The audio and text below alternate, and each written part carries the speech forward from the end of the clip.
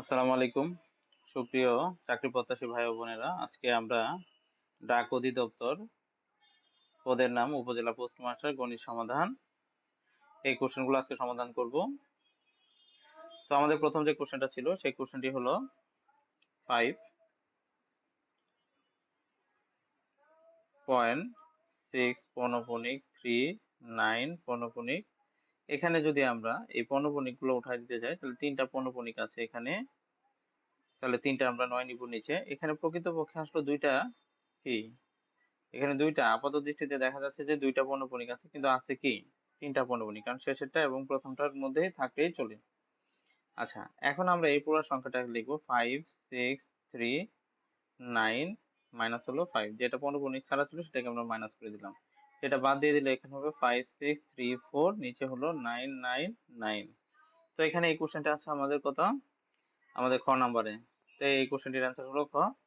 Next যে কোশ্চেনটি আছে সেই কোশ্চেনটা হলো এখানে এরকম এক্স কিউব মাইনাস ওয়ান, এখানে এক্স কিউব প্লাস ওয়ান, আর এখানে হলো x to the power four plus x square plus হলো ওয়ান। তো আমরা যদি এটার মধ্যে এ কিউব মাইনাস বি কিউবের সূত্র ইউজ করি তাহলে A minus B into square plus A B plus হলো বি স্কোয়ার। তো আমরা এটা সংক্ষেপে লিখলাম X minus one into X square plus X plus হলো বি। আর এটাকে যদি আমরা সমাধান করি তাহলে কি হবে, X plus one into X square minus X plus হলো ওয়ান। আর এটাকে যদি আমরা সমাধান করতে চাই তাহলে আমাদের সমাধানটা হবে X square whole square plus two X square plus one minus হলো এক্স স্কোয়ার। ওকে, তো এখানে আমরা X square plus one whole square, আর এখানে হলো এক্স স্কোয়ার, এখানে হলো X square plus one plus হলো প্লাস এক্স। তার মানে এটা হয়ে গেল আমাদের কি, A square minus B square সূত্র বসছে A plus B into A minus B, আর একটা হবে A plus B into A minus B. তাহলে এখানে A plus B into A minus B তো সাজায় লিখলে পরে হবে X square plus X plus হলো ওয়ান, আর এটা হবে X square minus X plus one. Okay, এখন যদি আমরা লসাগু করি তাহলে লসাগু হলো কমন আনকমন যা আছে সবগুলা নিতে হবে। তো এখানে আমাদের কি কি আছে আমরা একটু সাজায় লিখবো, এক্স মাইনাস ওয়ান আছে, আমরা তার সাথে লিখবো হলো X square plus X plus one, এটা নিলাম। আরেকটা হলো আমাদের কি এক্স প্লাস ওয়ান আছে, এটার সাথে নিলাম x square minus X plus হলো ওয়ান। তো এখানে এইটুকুর মধ্যে একটা সূত্র বসে, এইটুকুর মধ্যে একটা সূত্র বসে, তাহলে এখানে a cube minus b cube, আর এখানে হলো a cube plus b cube. আচ্ছা, এখন a minus B into a plus b সূত্র হলো কি স্কোয়ার মাইনাস বি স্কোয়ার, তাহলে এখানে root three x cube whole square minus হলো ওয়ান কিউব, এখানে হবে কি x to the power six minus one.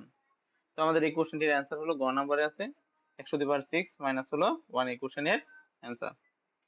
এরপরে নেক্সট যে কোশ্চেন আছে, একটি বইয়ের ধার্য মূল্য হলো 400 টাকা, বইটি 15% কমিশনে বিক্রয় মূল্য। তাহলে আমাদের সোল্ড প্রাইসটা হলো কি, এখানে 15% কমিশন দিছে, তাহলে 400 15% সমান কত, এখানে আমরা লিখবো 400 ইন্টু হলো 15%, 15 বাই হলো 100, তার মানে এটা হবে 60। তো 60 টাকা এখানে কি হচ্ছে কমিশন দিছে, ঠিক আছে। তাহলে এখানে বইটার মূল্য হবে কত, 400 মাইনাস হলো 60, তাহলে হবে কত আমাদের 340 টাকা। তো এটার হলো সেলিং প্রাইস হলো কত 340 টাকা। বইটির ক্রয় মূল্য কত ছিল, ক্রয় মূল্য ছিল 200 টাকা। তাহলে এখানে আমরা যদি 340 টাকা থেকে 200 টাকা বাদ দিয়ে দিই তাহলে আমাদের থাকবে হলো কত 140 টাকা। তো এখন আমাদের শতকরা কত টাকা লাভ হলো, তো লাভ বা ক্ষতি আমাদের কার উপর নির্ভর করে, ক্রয় মূল্যের উপর। তো ক্রয় মূল্য এখানে কত টাকা আছে 200 টাকা, লাভ হচ্ছে কত 140 টাকা। এটাকে যদি আমরা 100% করি, যেহেতু শতকরা প্রকাশ করতে বলছে, তাহলে এখানে কাটাকাটি করলে আমাদের কত হবে, এটা দিয়ে এটা কাটলে পরে হবে 2, এটা দিয়ে এটা কাটলে পরে হবে 70, সুতরাং এখানে 70% হলো লাভ হবে আমাদের। এরপরে যে কোশ্চেনটি আছে সেই কোশ্চেনটি হলো 4 কিলোমিটার পার ঘন্টা বেগে চললে কোন স্থানে পৌঁছাতে যে সময় লাগে 5 কিলোমিটার বেগে 5 কিলোমিটার পার ঘন্টা বেগে চললে তার চেয়ে 30 মিনিট সময় কম লাগলে স্থানটির দূরত্ব কত। তো আমরা এখানে স্থানটির দূরত্ব ধরে নিলাম হলো এক্স, ঠিক আছে। আর এখানে যেহেতু 4 কিলোমিটার বেগে গেছে তাহলে দূরত্বকে যদি ব্যাগ দিয়ে ভাগ দিই তাহলে সময় পাওয়া যাবে। আচ্ছা, এরপরে আমরা আবার এই দূরত্বটাকে যদি আবার আমরা 5 কিলোমিটার/ঘন্টা দিয়ে ভাগ করি ব্যাগ দিয়ে, তাহলে আমরা সময় পাবো। এই দুইটা সময়ের পার্থক্য হলো কত? এই সময়ের পার্থক্য হলো 30 মিনিট। 30 মিনিট সমান হলো হাফ ঘন্টা। এখানে আমরা যদি এটাকে লসাগু করি, 4×5 হলো 20, এটা হলো 5x, এটা হলো 4x ইকুয়াল টু হলো 1/2। এরপরে হলো x বাই কত 20 সমান হলো 1/2। সুতরাং এখানে x ইকুয়াল টু কত হবে 10। তাহলে আমাদের এই কোশ্চেনটির অ্যান্সার হবে কত 10 কিলোমিটার। ওই স্থানটির দূরত্ব হলো কত 10 কিলোমিটার। নেক্সট যে কোশ্চেনটি আছে, লঞ্চ ও স্রোতের গতিবেগ যথাক্রমে ঘন্টায় 18 কিলোমিটার ও 6 কিলোমিটার, নদীপথে 48 কিলোমিটার অতিক্রম করে পুনরায় ফিরে আসতে কত সময় লাগে?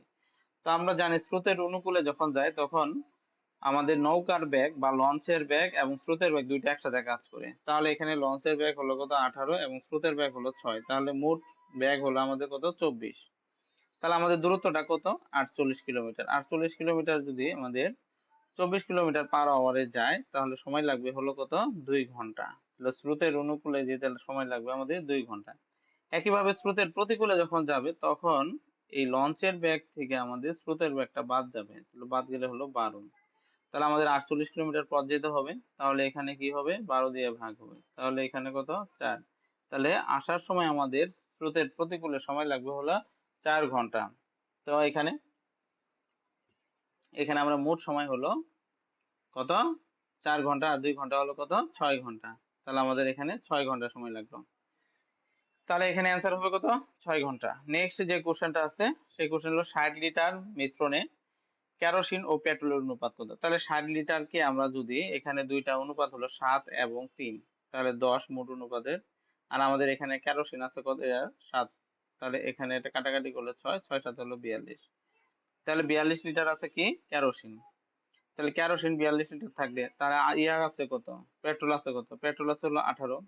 এবার আমাদের আরো নতুন করে পেট্রোল কতটুকু মিশাইতে হবে, ভাবলাম যে এখানে আরো x লিটার আমরা পেট্রোল মিশাবো। তাহলে দেখা যাচ্ছে যে আমাদের কেরোসিন হলো 42 লিটার, আমরা আমাদের পেট্রোল ছিল 18 লিটার, তার সাথে আমাদের আরো x লিটার পেট্রোল মিশাইলে বা যোগ করলে পরে আমাদের অনুপাতটা হবে 3 অনুপাত কত 7।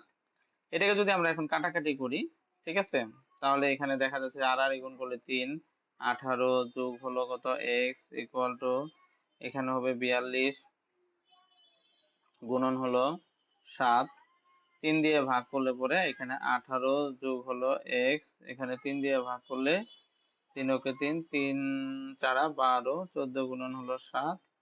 এখন এখানে 18x প্লাস হলো x ইকুয়াল টু এটা হলো 98, দুইটা গুণ করলে। আচ্ছা, সুতরাং x ইকুয়াল টু আমাদের কত হবে 80 হবে। তাহলে নতুন করে 80 লিটার যদি আমরা পেট্রোল মিশাই তাহলে সেখানে কেরোসিন এবং পেট্রোলের অনুপাত হবে কত 3 অনুপাত 7। তো আমাদের এই কোশ্চেনের অ্যান্সার হলো 80 লিটার। এরপরে যে কোশ্চেনটা আছে সেই কোশ্চেনটি আমরা আলোচনা করি। একটি ট্রেনের গতিবেগ ঘন্টায় হলো 36 কিলোমিটার। এরপরে বলছে ট্রেনের দৈর্ঘ্য 200 মিটার হলে ট্রেনটি 160 মিটার সেতু অতিক্রম করতে কত সময় লাগবে? তো আমরা এখানে দেখি যে 36 কিলোমিটার/আওয়ার, ঠিক আছে, এটাকে যদি আমরা সেকেন্ডে নিয়ে যাই তাহলে আমাদের কত 5/18 দিয়ে গুণ করতে হবে। তাহলে এটা কাটাকাটি করলে 2, এখানে হলো 10 মিটার পার সেকেন্ড হবে, 10 মিটার পার সেকেন্ড। গতিবেগটা আমরা বের করলাম সেকেন্ডে। এখন আমাদের এখানে মোট দূরত্ব কতটুকু অতিক্রম করতে হবে? তাহলে ট্রেনের দৈর্ঘ্য হলো 200 আর হলো আমাদের সেতুর দৈর্ঘ্য হলো 160, তাহলে মোট হলো আমাদের 360। এই 360 মিটার পথ আমাকে বা দূরত্ব অতিক্রম করতে হবে। সেক্ষেত্রে আমাদের কত সময় লাগবে? সময় বের করার সূত্রটা হলো আমাদের কি দূরত্বকে ব্যাগ দিয়ে ভাগ। তাহলে এখানে কত 360, ব্যাগ হলো আমাদের 10, তাহলে আমার এখানে লাগবে 36 সেকেন্ড। তাহলে আমাদের সময় হলো এখানে কত 36 সেকেন্ড। এরপরে যে কোশ্চেনটি আছে সেই কোশ্চেনটি হলো পি একটি কাজ 25 দিনে করতে পারে। তাহলে পি একদিনে কাজ করে কত 1/25 অংশ। ওকে, তাহলে কিউ একদিনে কাজ করবে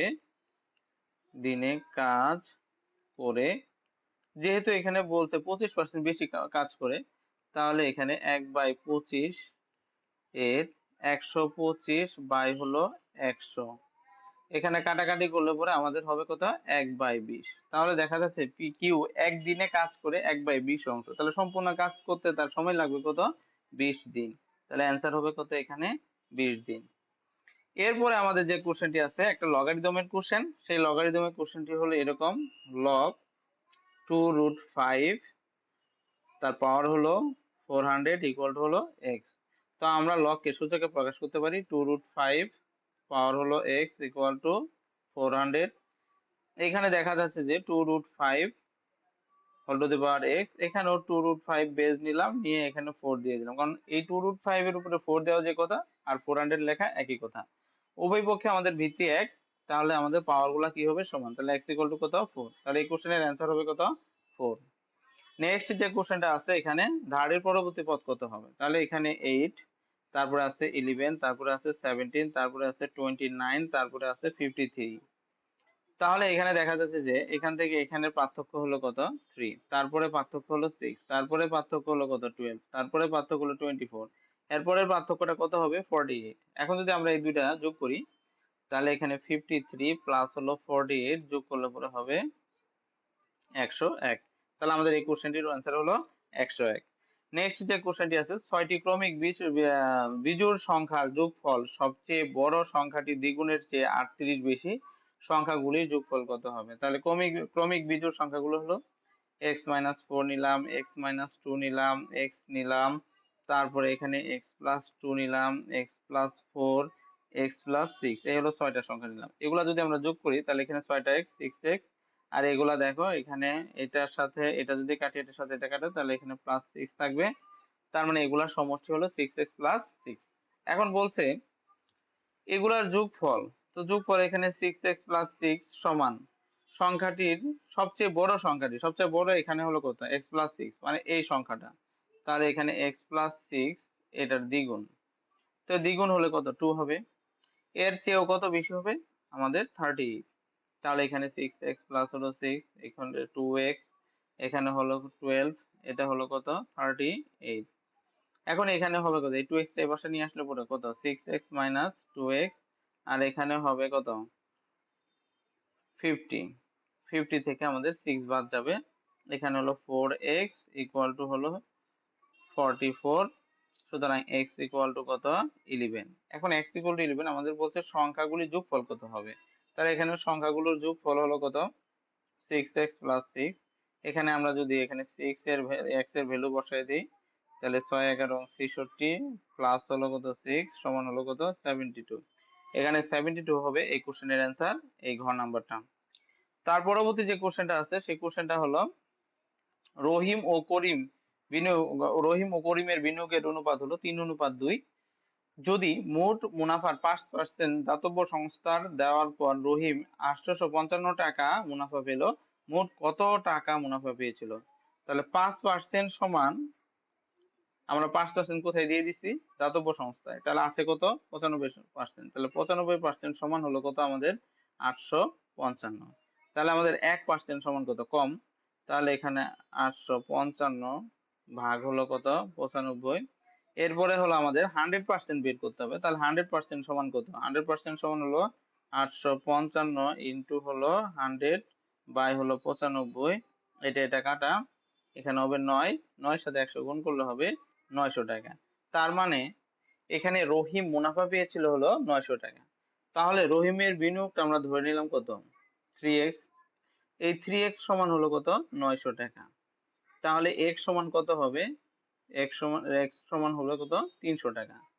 তাহলে করিমের বিনিয়োগ কত, করিমের বিনিয়োগ হলো কত ধরলাম 2x, তাহলে এখানে 2 গুণন হলো x, x এর পরিবর্তে হলো আমরা 300 বসাই তাহলে হলো 600।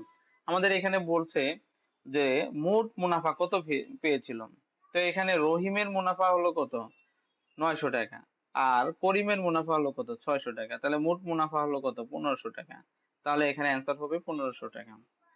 নেক্সট যে কোশ্চেনটা আছে সেই কোশ্চেনটা হলো এরকম, 4 two the power x plus 4 two the power x plus 4 two the power x plus 4 two the power x। এখন যদি আমরা 4 two the power x common নিই তাহলে এখানে 1 প্লাস 1 প্লাস 1 প্লাস 1, এখানে 4 টু দি পাওয়ার x, তার মানে এখানে 4টা 1 তাহলে 4 লিখলাম, এখানে 4 two the power x plus 1, কারণ আমাদের বেজ এক, পাওয়ারগুলা যোগ হবে। এখানে যদি আমরা 2 স্কোয়ার দিয়ে লিখি তাহলে এক্স প্লাস 1, আমরা জানি পাওয়ারের উপরে পাওয়ার থাকলে 2 পাওয়ার গুণ করতে হয়, তাহলে 2x প্লাস 2 অ্যান্সার। এরপরে আমাদের যে লাস্ট কোশ্চেনটি, সেই লাস্ট কোশ্চেনটি হলো আমাদের এরকম 36 into 2 two the power 3x minus 8 equal to হলো 3 স্কোয়ার। তো আমরা এখানে 3 স্কোয়ার সমান 9 জানি, আর এখানে এই 36টা আছে আমাদের গুণ আকারে, ওই পাশে নিয়ে গেলে কি হবে, ভাগ হবে। 36 2 two the power 3x minus 8 equal to হলো 9/36।